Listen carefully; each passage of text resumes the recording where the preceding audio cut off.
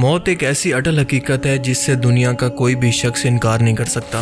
دنیا کا کوئی بھی شخص اپنی تمام دولت دے کر، سفارش کروا کر یا دھوکہ دے کر بڑھاپے یا اپنی بیماری کو نہیں روک سکتا جو اسے آخر میں موت کی طرف لے کر جا رہی ہے، کیونکہ اللہ کا یہ قانون ہے کہ ہر زندہ چیز کو جو کہ پیدا ہوئی ہے اسے ایک دن فنا ہونا ہے۔ انسان جب مرتا ہے تو اس کا یہ جسم دنیا کے اندر رہ کر مٹی کا حصہ بن جاتا ہے جس سے وہ بنا تھا، جبکہ اس کی روح مقام میں ارواح کی طرف سفر کرتی ہے۔ انسان کا جسم کیونکہ اربوں خربوں ایٹم سے مل کر بنا ہے، اور آج کی سائنس اس بات کو ثابت کر چکی ہے کہ ایٹم کو ختم نہیں کیا جا سکتا۔ مثال کے طور پر ایک مادی جسم کے ایٹمز کی مثال لے لیں کہ اگر اس جسم کو ہندوؤں کی طرح جلا دیا جائے، ابراہیمک ریلیجن کے ماننے والوں یعنی یہودی، کرسچن اور مسلمانوں کی طرح دفنا دیا جائے، یا پھر پارسی مذہب کی طرح گدھوں کو کھلا دیا جائے، یہ ایٹم پھر بھی ختم نہیں ہوتے، بس کسی اور فارم کے اندر کنورٹ ہو جاتے ہیں۔ بالکل اسی طرح سے آئنسٹائن کی مشہور میس انرجی ایکویشن ہمیں یہ بتاتی ہے کہ ایٹمز کو انرجی کے اندر کنورٹ کیا جا سکتا ہے، لیکن ان ایٹمز کو توڑنے کے لیے بہت زیادہ انرجی کی ضرورت ہوتی ہے، جسے نیوکلیر فیوژن ری ایکشن کہتے ہیں۔ اسی پروسیس کو استعمال کر کے ہمارا سورج اور اس کائنات کے اندر موجود لامحدود سورج ہر سیکنڈ کے اندر نہ ختم ہونے والی انرجی اور ہیٹ کو پیدا کر رہے ہیں۔ اب تک کی میڈیکل سائنس کی کھوج کے مطابق انسانی جسم کے اندر اس ری ایکشن کو پیدا کرنے کے لیے بظاہر تو کوئی انرجی موجود نہیں ہے، اور نہ ہی سائنس انسانی روح اور جنات جیسی کسی چیز کے وجود کو تسلیم کرتی ہے، لیکن دنیا کے تمام مذاہب سوائے ایتھیسٹ کو چھوڑ کر اس بات پر یقین رکھتے ہیں کہ انسانی روح اس کی موت کے بعد جسم سے الگ ہو جاتی ہے۔ یہ کیونکہ انرجی کی صورت موجود ہوتی ہے، لہٰذا اس پر وقت یا ڈائمینشن کا کوئی بھی قانون لاگو نہیں ہوتا، یہ امر ہوتی ہے۔ آج کی موجودہ سائنس اب تک اپنے لیمیٹڈ نالج پر یہ کلیم کر رہی ہے، اور ممکن ہے کہ کل مزید ایڈوانس ہونے کے بعد وہ خود اپنے اس کلیم سے پیچھے ہٹ کر روح کو بھی ایکسپلین کر دے، کیونکہ آج کی میڈیکل سائنس بھی انسانی جسم کے بارے میں سب کچھ جاننے کا دعویٰ نہیں کرتی، بلکہ آج کے لیمیٹڈ نالج کے مطابق وہ انسانی جسم کے بارے میں 1% بھی نہیں جانتی۔ مثال کے طور پر انسانی ڈی این اے کی مثال لے لیں۔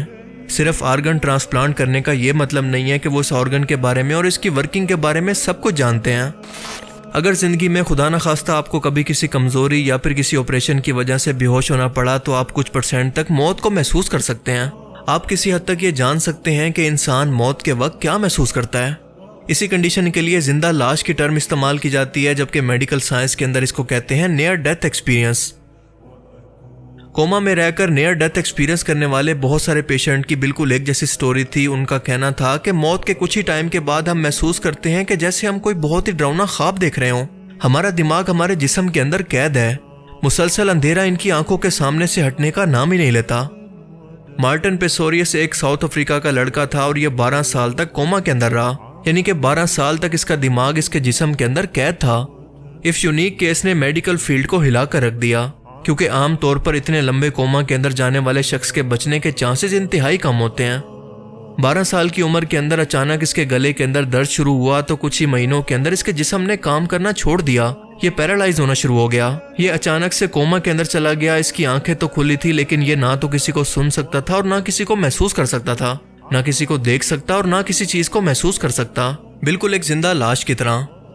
ڈاکٹر نے مارٹنس کے ماں باپ کو یہ جواب دے دیا کہ اب وہ کبھی بھی مر سکتا ہے، لیکن اچانک سے ایک دن 4 سال کے بعد اس کو ہوش آنا شروع ہو گیا، اور 12 سال کے بعد یہ مکمل طور پر کوما سے جاگ گیا، اور اس نے جو کچھ اپنے نیئر ڈیتھ ایکسپیرینس کے بارے میں دنیا کو بتایا اس نے دنیا کو ہلا کر رکھ دیا۔ وہ کہتا ہے کہ مجھے ایسا محسوس ہو رہا تھا کہ میرے چاروں طرف بس اندھیرا موجود ہے، اور میں ایک سنسان جزیرے پر قید ہوں جہاں پر میرے علاوہ کوئی موجود نہیں۔ 4 سال کے بعد جب مجھے ہوش آیا تو میں آپ سب کی باتیں سن رہا تھا، سمجھ رہا تھا اور سب کچھ دیکھ بھی رہا تھا، لیکن مجھے بولنے کی اجازت نہیں تھی۔ میں بہت کچھ بتانا چاہتا تھا لیکن چاہ کر بھی کچھ نہیں بتا سکتا تھا۔ وہ کہتا ہے کہ مجھے ایسا محسوس ہوتا تھا کہ میں اس دنیا کے اندر تو موجود ہوں، لیکن کسی اور شخص کو اس بات کا احساس نہیں ہے، میں اپنے ہی جسم کے اندر قید ہوں۔ مارٹن کی طرح کے اور بہت سارے لوگوں کا بالکل یہی کہنا تھا جو کہ کوما کے اندر رہ کر اچانک سے جاگ گئے۔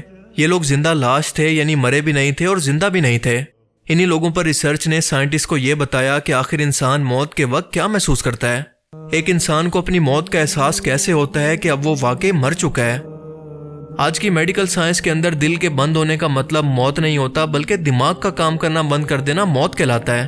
انسانی جسم کی موت کے کئی گھنٹوں تک دماغ ایکٹیو رہتا ہے، لیکن کتنا دیر تک یہ ابھی تک میڈیکل سائنس کے اندر ایک بحث ہے۔ لیکن اس دوران وہ انسان اتنا بے بس ہوتا ہے کہ اس کا اپنے جسم کے مسل سے تعلق ختم ہونے کی وجہ سے وہ نہ تو کچھ بول پاتا ہے اور نہ کوئی حرکت کر پاتا ہے، لیکن وہ سب کچھ دیکھ اور سن رہا ہوتا ہے، بالکل مارٹن کے کیس کی طرح۔ کیا آپ جانتے ہیں کہ بالکل سیم یہی کنڈیشن اسلامی حوالوں سے بھی ثابت ہے کہ انسان اپنی قبر کے اندر دفنائے جانے کے بعد لوگوں کے واپس جانے والے قدموں کی آواز تک کو سنتا ہے، لیکن بظاہر وہ دنیا کے لوگوں کے لیے تو مر چکا ہوتا ہے۔ اسلامی حوالوں اور حدیث مبارکہ سے ہمیں پتہ چلتا ہے کہ جب ایک انسان کو قبر کے اندر اتارا جا رہا ہوتا ہے تو وہ مسلسل چیختا ہے، اپنے رشتہ داروں کو، اپنے سیکیورٹی گارڈز کو اور ان لوگوں کو جنہیں وہ دنیا کے اندر اپنی مدد کے لیے پکارا کرتا تھا، انہی سے مدد کی بھیک مانگتا ہے۔ صرف انسانوں کو چھوڑ کر دنیا کی ہر مخلوق اس کی چیخ و پکار کو سنتی ہے۔ جب یہ سب لوگ یا پھر اس کے رشتہ دار اس کی قبر کے اندر اس کو اکیلا چھوڑ کر واپس جانے لگتے ہیں تو اللہ تعالیٰ اپنے حکم سے دوبارہ سے اس کی روح کو اس کے جسم کے اندر واپس لوٹاتا ہے۔ وہ انسان پھر سے اپنی آنکھیں کھولتا ہے اور اسے محسوس ہوتا ہے کہ اب وہ خواب سے جاگ گیا ہے۔ وہ اپنے کفن کو دیکھتا ہے جس کے اندر وہ لپٹا ہے اور اس سے ڈر کر خود سے سوال کرتا ہے کہ میں کہاں ہوں؟ اس مٹی اور کفن کے ساتھ میں اکیلا کیوں ہوں؟ اب اسے یقین ہوتا ہے کہ میں مر چکا ہوں اور یہ کوئی خواب نہیں ہے بلکہ حقیقت ہے۔ اگر یہ میت کافر تھی تو یہ سب کچھ دیکھ کر وہ چیخنے چلانے لگتی ہے، جبکہ نیک روح انتہائی سکون کے ساتھ وہیں پر لیٹی رہتی ہے۔ ساری زندگی بتوں کے آگے جھکنے والے، بزرگوں سے مدد مانگنے والے کو اب اللہ کی یاد آتی ہے۔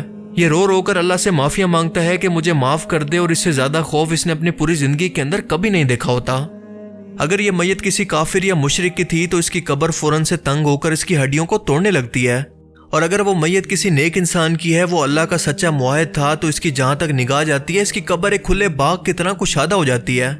اور پھر قبر کے فرشتے منکر نکیر انتہائی بھیانک شکل کے اندر کافر شخص کے پاس آتے ہیں اور اس سے سوال و جواب کا سلسلہ شروع ہوتا ہے۔ حدیث مبارکہ کے مطابق یہ فرشتے میت سے 4 سوال کرتے ہیں: تمہارا رب کون ہے؟ تمہارا دین کیا ہے؟ یہ بندہ کون ہے جو کہ تمہارے اندر بھیجا گیا؟ یعنی تمہارا پیغمبر کون ہے؟ اگر یہ نیک میت ان تینوں سوالوں کے جواب دے دے تو اس سے چوتھا سوال یہ فرشتے یہ کرتے ہیں کہ تمہیں یہ سب کچھ کیسے معلوم ہوا؟ یہ نیک شخص جواب دیتا ہے کہ میں نے خود اللہ کی کتاب پڑھی، اس پر ایمان لایا اور اس کو سچ سمجھا۔ جبکہ کافر کہتا ہے کہ میں تو وہی کچھ کہا کرتا تھا جو کہ لوگ کہتے تھے۔ فرشتے یہ جواب سن کر اس کو جواب دیتے ہیں کہ اے بدبخت، تو نے خود سے اللہ کی کتاب پڑھ کر ہدایت کو حاصل کرنے کی کوشش کیوں نہ کی؟ اور اس کے بعد وہ اتنے بڑے چابک سے اس کو اتنی شدت سے مارتے ہیں کہ وہ زمین کے برابر فلیٹ ہو جاتا ہے۔ نیک شخص کے لیے قبر کے اندر نماز اور اللہ کی کتاب نور کی طرح روشنی کرتی ہے اور اس کو اکیلا محسوس نہیں ہونے دیتی۔ آج کے ٹائم میں زیادہ تر علماء کرام اس چوتھے سوال اور ان کے جوابات کو اپنی عوام سے جان بوجھ کر چھپاتے ہیں، لیکن وہ ایسا کیوں کرتے ہیں اس کا جواب میں آپ پر چھوڑتا ہوں۔ قرآن کریم میں اللہ پاک موت کے لیے فرماتے ہیں کہ ہر ذی روح کو موت کا ذائقہ چکھنا ہے۔ اللہ تعالیٰ یہاں پر موت کی بجائے موت کا ذائقہ چکھنے کی بات اسی لیے کر رہے ہیں کہ دنیا کے اندر کسی شخص کو کسی چیز کے کھانے کا ذائقہ پسند ہوتا ہے تو کسی چیز کا پسند نہیں ہوتا۔ یہ ذائقہ ڈیپینڈ کرتا ہے اس چیز کے انگریڈینٹس پر یا پھر جن چیزوں سے مل کر وہ بنی ہے۔ بالکل اسی طرح سے موت کے وقت انسان کے اعمال کے مطابق وہ اپنی موت کا ذائقہ چکھتا ہے، یعنی اگر کافر ہے تو بد سے بدترین ذائقہ اور نیک روح ہو تو اچھے سے اچھا ذائقہ۔ بالکل اسی لیے آپ دیکھتے ہیں کہ مرنے والے شخص کے چہرے پر یا تو خوشی اور سکون ہوتا ہے یا پھر خوف اور دہشت۔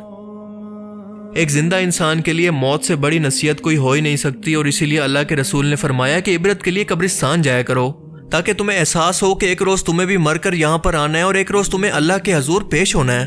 دنیا سے تمہاری محبت کم ہو سکے، تم موت کی تیاری کے اندر لگ جاؤ، لیکن افسوس کہ آج قبرستان ویران اور بالکل سنسان پڑے ہیں، لیکن شاپنگ مالز، کھیل تماشے اور درباروں کی جگہ ہمیں بھری ہوئی نظر آتی ہیں۔ اور یہی انسان ایک دن اسی غفلت کے اندر پڑ کر مر کر یہ جان لے گا کہ اس نے اپنی زندگی کی سب سے بڑی دولت اور ہدایت و معافی کی نعمت کو گوا دیا ہے، اور اب یہاں سے یا اس کی قبر سے اب کوئی واپسی نہیں۔ اللہ تعالیٰ سے دعا ہے کہ وہ ہمیں موت کی تیاری کرنے کی توفیق عطا فرمائے۔ اللہ کے رسول نے فرمایا جس کا مفہوم ہے کہ قبر انسان کی پہلی منزل ہے، اور جس کی یہ پہلی منزل آسان ہو گئی تو اس کی باقی منزلیں بھی آسان ہو جائیں گی۔ اللہ تعالیٰ ہمیں ہدایت پر موت نصیب فرمائے، آمین۔